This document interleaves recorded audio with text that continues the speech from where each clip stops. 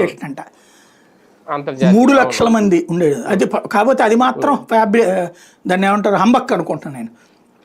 3 లక్షల మంది ఉండే రైల్వే స్టేషన్ అక్కడ కట్టుకుని ఏం చేయాలి అంటే ఓ 50 ఏళ్ల తర్వాత డెవలప్ అయ్యే దానికోసం ముందు కట్టేస్తారు ఇప్పుడు దానికి. ఇదంతా ఒక ప్రస్తుతం ఏంటంటే ఒక కళల ప్రపంచంలో విహరింప చేయటం ఒక ఎత్తు. ఇప్పుడు అంటే గన్నవరం కూడా అంతర్జాతీయ విమానాశ్రయం అంటే గన్నవరం మామూలు ఎయిర్పోర్ట్ కి ఎక్స్పాండ్ చేశారు. ఈ మధ్యన ఇంటర్నేషనల్ ఫ్లైట్స్ క్యాన్సిల్ చేశారు జనాలు రాక. 50% 60% ఆక్యుపెన్సీ ఉందని విదేశాలకు వెళ్ళి సింగపూర్ అని థాయిలాండ్ అని ఇట్టా పెట్టినటువంటి ఫ్లైట్స్ క్యాన్సిల్ చేశారు.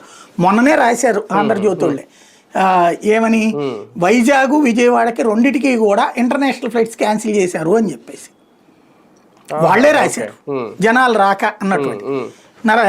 ఆయన రామ్మోహన్ నాయుడు ఉన్నాడు, ఇంతకుముందు మాట్లాడాడు, దానివల్ల కొరత ఒక 6 నెలలు నడిచింది, ఇంకా ఇప్పుడు లేకపోయాడు. ఒకప్పుడు ఏంటంటే వాజ్పేయి టైంలో వైబిలిటీ గ్యాప్ ఫండింగ్ ప్రాజెక్టు పెట్టారు మనకి గన్నవరం ఎయిర్పోర్టు.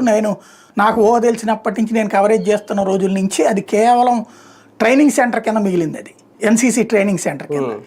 దాన్ని చంద్రబాబు గారు ఇక్కడ ముఖ్యమంత్రిగా ఉండి అప్పట్లో వాజ్పేయి ప్రైమ్ మినిస్టర్గా ఉన్నప్పుడు ఇక్కడి నుంచి ఫ్లైట్ సర్వీసెస్ స్టార్ట్ చేయడం కోసం ఒకటి తీసుకొచ్చారు. దాన్ని దక్కన్ ఛార్జెస్ ఉండేది కదా, ఈ దక్కన్ ఛార్జెస్ వాళ్ళకి సంబంధించి దక్కన్ ఎయిర్వేస్ ఉండేది అప్పుడు.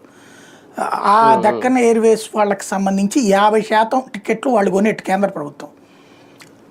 అప్పుడు ఒకళ్ళు ఇద్దరు ప్రయాణించేవాళ్ళు గన్నవరం నుంచి సర్వీసెస్ మొదటి రోజుల్లో.